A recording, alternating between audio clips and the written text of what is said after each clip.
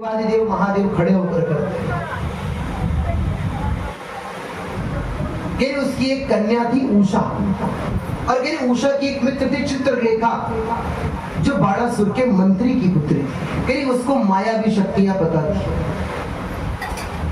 उषा ने एक दिन स्वप्न में श्री अनिरुद्ध जी महाराज का दर्शन किया और अपनी सखी चित्रलेखा को बताया कि सुनो, मैंने आज एक बड़ी सुंदर राजकुमार को का दर्शन किया है और मेरा मन तो उन पर खो गया। चित्रलेखा ने उषा के स्वप्न से, मायावी विद्या से उस चित्र को एक कागज पर उतार कर दिखाया और उसकी पहचान बताई कि ये कौन है। ये द्वारिकाधीश के पौत्र हैं, पोते हैं, श्री अनिरुद्ध जी महाराज। चित्रलेखा गई आकाश मार्ग से और तख्त सहित, पलंग सहित उठा लाई किसको? अनिरुद्ध जी महाराज। और उषा का कमरे के अंदर गंधर्व विधि से ही विवाह करा दिया। दोनों उस कमरे में रह रहे हैं। छिप के अगर बाहर निकले तो बाणासुर की सेना अनिरुद्ध को मार डाले। लेकिन अब सच कब तक छुपाओगे भाई? एक ना एक दिन तो ऊपर आता ही। आजकल सबसे आसान है सत्य को छुपा लेना, लेकिन भाई एक बात ये भी जान लो कि सच कभी छिपता नहीं। आज छिपा गए हो, बड़े अच्छा मेकअप कर दिया है, कल वो पानी बरसेगा और वो धुल जाएगा। कल वो सच सामने आ ही जाएगा, क्योंकि यहाँ पर जो कुछ है संसार में प्रभु ही तो है। अनेक रूप आए विष्णु में, प्रभु विष्णु में। और भगवान का एक नाम और क्या है? राम नाम। यानी भगवान का एक नाम, यही असल नाम तो यही है, जो सत्य नाम है, यही भगवान का। कहते एक दिन आवाज आई बाहर किसी पुरुष की, तो एक सैनिक ने जाके बाणासुर को बताया। बाणासुर गया और अनिरुद्ध को बंदी बना दिया। ये खबर देवर्षि नारद ने पहुंचाई द्वारिकाधीश को। नारायण नारायण महाराज, आप यहाँ पर अपनी सुधर्मा सभा में बैठे हैं और वहां पे क्या हो रहा है? आपके पौत्र का अपहरण हो गया।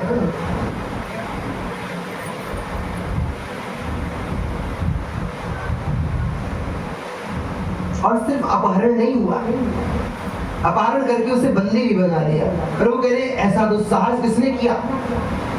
अच्छा सोचो, प्रभु को पता नहीं था कि प्रद्युम्न कहाँ गया है, उनका खुद का पुत्र।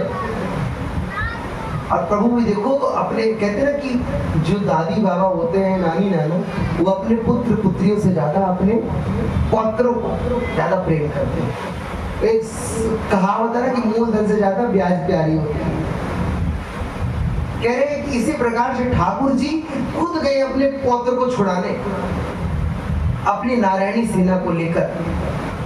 जैसे ही पहुंचे बाणासुर के राज्य में, जैसे ही प्रवेश करने लगे तो महादेव प्रकट हो गए। रोका प्रभु का रास्ता। प्रभु ने कहा, प्रणाम किया प्रभु को महादेव ने कि प्रभु आप यहाँ पे कैसे? ठाकुर जी ने पूछा आप यहाँ पे कैसे? महादेव ने कहा कि प्रभु हमने तो इसको रक्षा का संकल्प दिया है। तो कह रहे भैया आप कुछ भी कर लो, लेकिन आज हम बाणासुर को मार के अपने पोते को छुड़ा के ले गए, हमारी बहू को ले।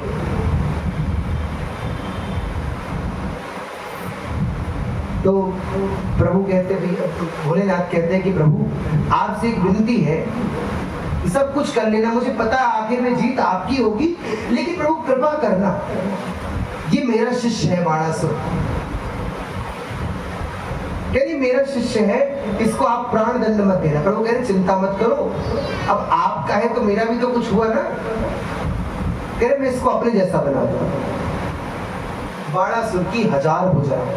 तो महादेव कहते महाराज मेरे रहते तो आप अंदर जा नहीं सकते, तो क्या आज हमें और आप में युद्ध होगा? तो ठाकुर जी कहते यार मजा आएगा, आज के पहले हमने कभी सोचा ही नहीं कि हम और आप कभी युद्ध भी करेंगे। कहते जो एक दूसरे का हृदय है, शिव हृदयम विष्णु और विष्णु हृदयम शिव, कहते जो एक दूसरे का हृदय है, हमने कभी सोचा ही नहीं कि हम आपस में लड़ेंगे। चलो आज लड़ते। अब एक अस्त्र इनका कट रहा है, एक उनका कट रहा है, यही चल रहा है। अब धीरे धीरे धीरे अब युद्ध है, छत्री है। कह रहे अब दोनों को क्रोध आने लगा एक दूसरे, कह रहे इधर नारायणास्त्र चलाया ठाकुर जी ने और महादेव ने पाशुपास्त्र चलाया। कह रहे जो ही चलाया ब्रह्मा जी प्रकट हो गए, दोनों अस्त्रों को रोक दी। कह रहे महाराज क्या आज ही तुम खेल खेल में सृष्टि का विनाश करना चाहते हो? कह रहे आपको पता है कि आपके खेल का दंड पूरे ब्रह्मांड को चुकाना पड़ेगा। कह रहे आपका और आपका जब क्रोध मिलेगा उसकी ज्वाला से समस्त संसार जल जाएगा प्रभु, ऐसा मत बोले। कहीं फिर बाद में ठाकुर जी ने वैष्णव ज्वर भेजा और महादेव ने माहेश्वर ज्वर भेजा। माहेश्वर ज्वर को वैष्णव ज्वर ने हरा दिया। माहेश्वर ज्वर ने वैष्णव ज्वर मतलब अग्नि परिक्रमा करी और जितने ही परिक्रमा चल रहा था उतने में ठाकुर जी ने जमरास्त्र चला दिया। जमरास्त्र में क्या होता है? जमुआई आ गई महादेव। जमरास्त्र से महादेव को जमुआई आ गई और जैसे ही जितना साहब महादेव को जमुआई में लगा ठाकुर जी अंदर घुस गए। देखिए भाई बात आपकी बाहर तक की थी बाणासुर से, अब अंदर आप कुछ नहीं बोलेंगे। महादेव चले गए। कह प्रभु वो बात याद रखना जो मैंने आपसे कहा। प्रभु मैं और बाणासुर में युद्ध हुआ। प्रभु ने बाणासुर की 1000 भुजाएं काट डाली। 1000 भुजाएं थी बाणासुर और 4 भुजाएं छोड़ी सब। कहते महादेव से मैंने कहा था कि मैं तुझे अपने जैसा बना दूं, तो सिर्फ चतुर्भुज बना के छोड़ दिया बाणासुर। कहते आप महादेव चिंता फालतू में कर रहे थे, मैंने इनके पूर्वजों को वचन दिया है कि मैं इनकी 21 पीढ़ियां तारूंगा। ये कौन है? कह रहे प्रहलाद पुत्र विरोचन, विरोचन पुत्र बाली, बलि राजा बलि। कह रहे बलि के पुत्र ही तो बाणासुर है। कह राजा बलि के पुत्र ही तो बाणासुर है। तो कह रहे तुम चिंता मत करो, मैं तो स्वयं चलकर तुम्हें तारूंगा, तुम्हारी अन्य पीढ़ियों को भी तारता।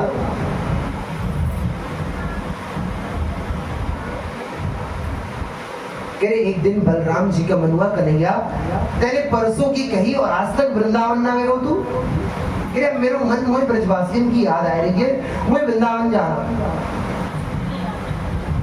बलराम जी ने 2 महीने की छुट्टी ली, चैत्र और वैशाख महीने, इसको कहते हैं मधु मास।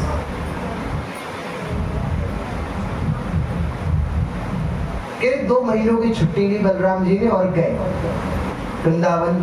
वहां पर बड़ा सबको आनंद हुआ ब्रजवासियों को। बलराम जी ने क्या लीला करी?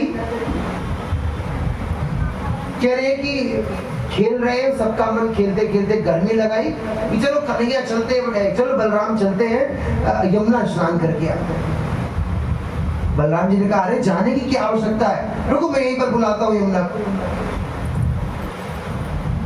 यमुना का आह्वान किया, यमुना नहीं आई। क्रोध आ गया श्री बलराम जी को, हे यमुने, हे कालिंदी, आज मैं तेरे खंड खंड कर दूंगा। ठाकुर बलराम जी हल से खींचने लगे यमुना जी। आज भी आप जाओगे वृंदावन में दर्शन करोगे, जो यमुना का मार्ग ऐसे बंसी वट के बगल से होके जाता था, यमुना वक्राकार रहती है। बलराम जी ने हर से खींचा, उतने में प्रकट हो गई, राम राम महाबाहो, अरे प्रभु क्षमा करिए, क्षमा करिए, मुझसे गलती हो गई। पहली बात आपको मुझे स्पर्श नहीं करना चाहिए। आप कौन है मेरे? कह रहे आप मुझे खंड खंड नहीं कर सकते। क्यों? राजा बाली को यही तो राम जी समझा रहे थे, अनुज बधू भगनी सुत नारी, सुन 60 कन्या सम ए चारी। कह रहे इन 4 को सदैव कन्या के समान देखना चाहिए। कौन? अनुज बधू, छोटे भाई की बहू को, भगनी अपनी बहन को, भगनी सुत नारी और बहन की पुत्री को, और एक अपनी पुत्री को। ये 4 को सदैव एक कन्या के समान पूजना चाहिए। और प्रभु अगर मैं ऐसे घर घर सबके नहलाने आने लगी तो हो गया मेरा काम। फिर एक बार जनु ऋषि के आश्रम से गंगा आ रही थी तो जनु ऋषि पी गए गंगा को। मुझे भी कोई पी जाए। और मैं नारायण के अलावा किसी और की नहीं हो सकती, कि मैं उनके अलावा किसी और की नहीं कहा सकता। देखो जो एक सच्चा भक्त होता है ना, अगर उसके इष्ट से उसका नाम हटाओगे उसे बड़ा कष्ट होता है। उसे बस एक ही नाम पसंद है कि मुझे बस कोई एक ही नाम से पुकारे, उनका है। जैसे उद्धव आए गोपियों को समझाने, नहीं नहीं आप किसी ब्रह्म की उपासना करिए। गोपी कहती नहीं उद्धव, हम उन्हीं के हम उन्हीं के हम उन्हीं के हैं, वो हमारे वो हमारे वो हमारे। 3 बार कहते हमारे यहाँ पे त्रिवाचा सत्य बुलाने की परंपरा है। 3 बार अगर कोई बात बुलवा दो तो उसको सत्य माना जाता है। जब आप पंडित जी से संकल्प कराते हो किसी पूजन का, तो पंडित जी कहते हैं 3 बार बोलो विष्णु विष्णु विष्णु। बुलाते कि नहीं बुलाते? कह रहे कि प्रभु सब आपका ही है जो भी है। इसको त्रिवाचा कर्म कहते हैं। 3 बार गोपियां कहती है कि वो हमारे हैं वो हमारे हैं, अब वो हारे वो हमारे हैं, हम उन्हीं की हम उन्हीं की हम उन्हीं की।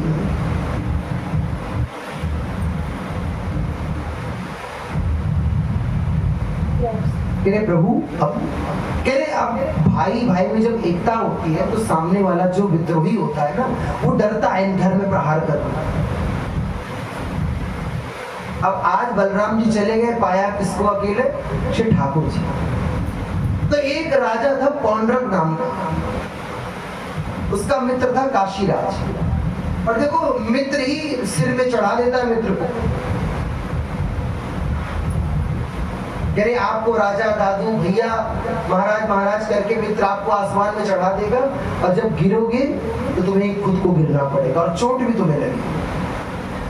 इसीलिए कहा जाता है सत्संग में ऐसी सद्बुद्धि ग्रहण करो कि किसी और का विचार आपको प्रभावित ना कर सके। अपने गुरुदेव की व्यासपीठ की आज्ञा के विचार। कह रहे गुरु क्या है? व्यास ही सभी रूप में गुरु है। कह रहे जो गुरु आ गया वही व्यास आ गया, वही व्यास आ गया ही गुरु आ गया। क्या करना है? सिर्फ हरि को भजो हरि को भजो हरि को भजो, यही सत्य है भाई। बाकी सब एक क्रिया है। कह रहे काशीराज ने कहा कि सुनो, तुम वासुदेव कृष्ण जैसे दिखते हो, बस तुम्हारी 2 भुजाएं कम है। उसने 2 भुजाएं नकली लगवा ली। कह रहे 2 भुजाएं कम है यार, उसके पास चक्र है, तुम्हारे पास चक्र नहीं। तो आजकल हम देखते हैं ना देवी जी के चक्र ऐसे नाचता रहता मोटर वाला। तो पौंड्रक ने एक चक्र लगा लिया मोटर वाला अपने यहाँ। कह रहे एक उड़न खटोला गरुड़ महाराज जैसा उड़न खटोला तैयार करवाया और वासुदेव कृष्ण को पत्र लिखकर भेजता है।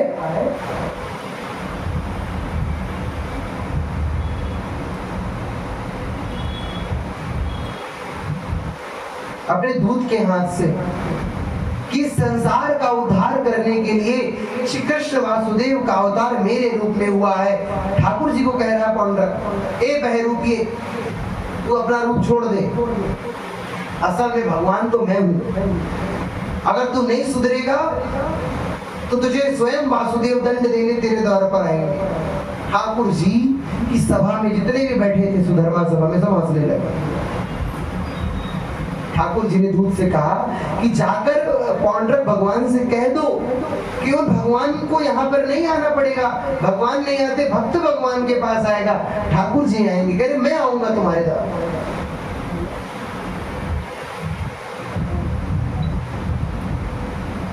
ठाकुर जी गए और पौंड्रक का वध किया और पौंड्रक को सारूप मुक्ति दी। उद्धव जी ने पूछा कि प्रभु एक तो ये आपके नाम का गलत उपयोग कर रहा था, इतना बड़ा अपराध कर रहा था, और प्रभु आपने इसको अपने ही जैसी क्यों बना दिया, अपनी ही जैसी मुक्ति क्यों दे दी? कहते उद्धव तू सोच थोड़ा सा, इसने मेरे जैसे बनने के लिए मेरा कितना चिंतन किया होगा। कि मेरे जैसे बनने के लिए मेरा कितना चिंतन किया होगा। कह रहे उसे लगा कि इसके 4 हाथ हैं तो मैं भी 4 हाथ बनाऊं, और अपने आप को ही देखते देखते वासुदेव कृष्ण कहता है, कह रहे अपने आप को ही वासुदेव कहता है। इसने कितना वासुदेव वासुदेव कह के नाम तो लिया। कह रहे हमारे यहाँ पे प्रभु के नाम की पद्धति तो ये है, कहते प्रभु का नाम आधा पीटा, सूरदास जी का वो पद है, मुझे याद नहीं आ रहा है, उसके एक भी शब्द याद नहीं आ रहे। उसमें ये है कि हमारे प्रभु तो इतने सहज कृपालु है, उसको भी भजन मान लेते हैं। ये कहते ना हराम, तो कह रहे प्रभु उसमें हा को नहीं देखते, किसी ने कहा हरामी, तो कह रहे इसमें प्रभु और बड़ी की मात्रा नहीं देखते, क्या देखते हैं इसमें बीच में क्या आ रहा है। लेकिन आप लोग बता से जाके जपने लगना, कह रहे ये सब बातें संतों की है, हमारी नहीं है। क्या भी जब मैं लगो पता चला जाके पंडित जी व्यास जी कहे हो जाएगा। अगर हाँ श्रद्धा से मानोगे तो हो जाएगा, लेकिन मौज में करोगे तो इसका भयंकर दंड मिलेगा। मंत्र मूलक गुरु वाक्य, गुरु का वाक्य ही मंत्र है। सुनी थी ना कथा धद्द पोचंद वाली, वो सत्य कथा है, ऐसी वैसी नहीं है कोई वो।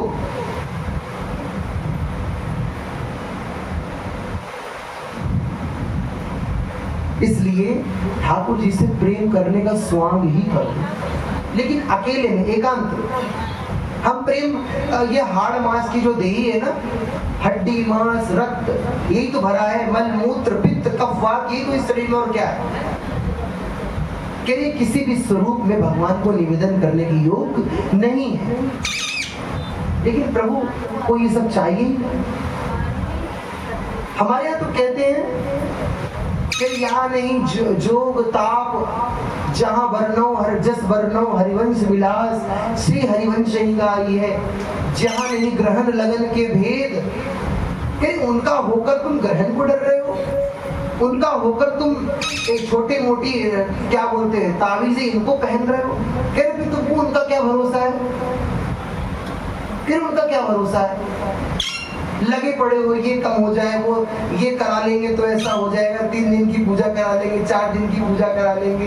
ये भाई साफ सीधी बात है, रत्ती घटे न तिल बढ़े, जो लिख दी करतार। और अगर कुछ मिटा सकता है वो तो क्या, मंत्र महामणि विषय व्याल के, मेटत कठिन अंक भाल के। अरे प्रभु का नाम, और कह रहे वो भी अपने द्वारा जपा। और प्रभु की चर्चा में ही इस बात का विवेक जागृत होता है कि हमें करना क्या है। लगे रहोगे भाई, लगे रहो, अच्छा करोगे अच्छा फल मिलेगा, बुरा करोगे बुरा फल मिलेगा। कह रहे अच्छे बुरे के चक्कर में फंसते रहोगे, इस चक्कर में भगवान नहीं मिलेगा। प्रेम मार्ग में पुण्य भी बाधक है। इसकी एक बार क्या लीला प्रभु खेलते हैं। एक बार प्रभु ने कहा कि नारद मेरा बड़ा सिर में दर्द हो रहा है। तो नारद जी ने कहा कि प्रभु आप ही धन्वंतरी के अवतार है, जिनसे सारी औषधियां प्रकट होती हैं, तो क्या प्रभु आप औषधि ले लीजिए। कह नहीं, कह मेरी औषधि कुछ अलग है।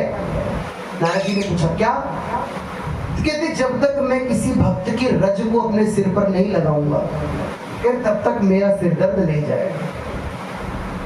नारद जी ने कहा अच्छा ठीक है प्रभु, मैं कुछ बंदोबस्त करता हूँ आपका। गए माता रुक्मणी के पास। माता रुक्मणी से क्यों नहीं आग्रह किया। माता रुक्मणी राम राम प्रभु, आप ऐसा कराएंगे, ऐसा अनर्थ कराएंगे कि हमारे चरण रज अपने पति को दे। 16,108 रानी, ये तो दूर, इनके बालक पोते नाती द्वारिका पुरी से कोई तैयार नहीं। नारद जी आए, प्रभु से कह रहे प्रभु कोई नहीं दे रहा है। नारद जी से कहते हैं नारद तुम भी तो मेरे भक्त हो, तुम ही दे दो। ये तुम मेरे भक्त नहीं हो क्या। नारद जी कहते नारायण नारायण ना प्रभु, मैं ऐसा तो बिल्कुल भी ये नहीं करूंगा। कह रहे मैं आपको अपनी चरण रज दूं। कह रहे ऐसा कभी हुआ है कि स्वामी सखा की चरण रज स्वामी धारण करे। देखो यहाँ पर वो डर रहे हैं जो उन्होंने प्रभु से संबंध बनाया। नारद जी पूरे सृष्टि का भ्रमण करके अंत में कहाँ पहुंचे, वृंदावन। कहीं वहां पर श्यामाजू विरह विराग्नि में जल रही, बोले तो बस एक ही बात की प्रतीक्षा है, क्या? श्याम की कोई खबर लाता नहीं। जो ही देखा देवर्षि को, ए देवर्षि प्रणाम करती हूँ आपको, आप तो समस्त संसार समस्त जगत में विचरण करने वाले, हमें श्याम सुंदर की खबर सुनाई। देवर्षि नारद ने श्याम सुंदर का नाम सुनते ही मुंह लटका लिया कि देवी एक बड़ा भारी कष्ट है, श्याम सुंदर के शरीर में दर्द है, वो कह रहे जब तक भक्त के चरणों की रज नहीं मिलेगी तब तक मुझे शांति नहीं मिलेगी। श्यामा जो और समस्त गोपियां तुरंत जाकर यमुना में कूद गई। और क्यों कूदी? हमारे जो ब्रज की रज है ना, वो चिपकती नहीं है, मक्खन सी है, वो बस छूओगे हो जाएगा। पैरों को क्या, पूरे शरीर को गीला किया और पैरों को अच्छे से सान सान के चरण रस भरी और भर भर के अपने आंचल में दे दिया देवर्षि नारद। नारद जी ने कहा कि देवी तुमको डर नहीं लग रहा है? कि तुमको डर नहीं लग रहा? नेक भी डर नहीं लग रहा तुम्हें कि तुम किसको अपनी चरण रस दे रही हो? कौन धारण करेगा तुम्हारी चरण रस? कि नारद जी, हम प्रेम दीवानी है, वो प्रेम दीवाना, हमारा संबंध कोई नहीं है, हम उससे प्रेम करते हैं बस। और प्रेमी जो होता है वो किसी भी प्रकार से अपने प्रेमास्पद को सुख पहुंचाना चाहता है बस। कह नारद जी, अगर हमारे इस कृत्य से हमारे श्याम सुंदर को सुख पहुंचता है और हमें नरक की गति मिलती है, तो हम ऐसे एक नहीं, ऐसे करोड़ जन्मों तक हम नरक को स्वीकारेंगे। लेकिन हमारे श्याम सुंदर दुखी नहीं होने चाहिए। यही प्रेमियों का लक्षण है कि स्वर्ग न इच्छे नरक न डरे। ना वो स्वर्ग की इच्छा करते हैं और ना वो नरक से डरते हैं। बस क्या कहते हैं? वो कहते हैं कि जहां रहूं मैं आपका चिंतन करूं, जन्म कर्म में, कहते जहां जहां मेरे कर्मों के हिसाब से मेरा जन्म हो, वहां वहां बस आपका ही। बाली अंत में क्या कहता है? जेहि जोनि जन्मो कर्म बस, तहाँ राम जी पद अनुराग हूँ। कि प्रभु आप कृपा करना चाहते हो तो बस इतनी कृपा करना कि जिस भी योनि में जन्म ले, बस अपने चरणों की भक्ति दे देना, कुछ करना चाहना। जी जोनि जन्मो कर्म बस, तहाँ राम जी पद अनुराग हूँ।